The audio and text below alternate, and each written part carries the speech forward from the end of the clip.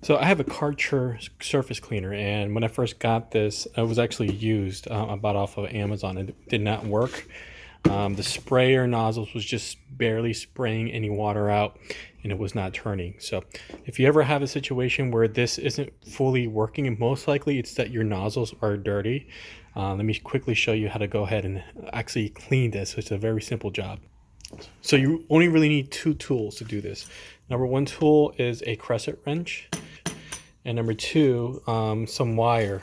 You can use wire like from a paper clip, or you can use wire from the copper wire that comes out of electrical wire as well too.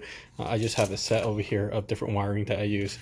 So the first thing you want to do is loosen it up. So with a crescent wrench, you get in there and you loosen it up, and I'll do that off camera and just show you how easy it is. I will add that when the very first time I took this off, it was very tightly on there, so just be sure that you remove a lot of force, and be very careful and try not to damage it. Alright, so I loosened it up, and because I loosened it up before, it's actually easy for me to do this just by hand, but like I mentioned before, the very first time I took this off, it wasn't that easy.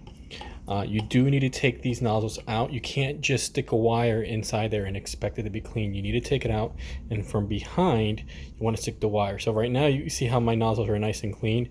The very first time there was a little bit of gunk in there.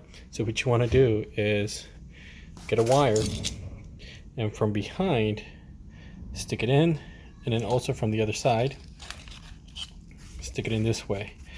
And then what I like to do is I like to actually use some carburetor cleaner.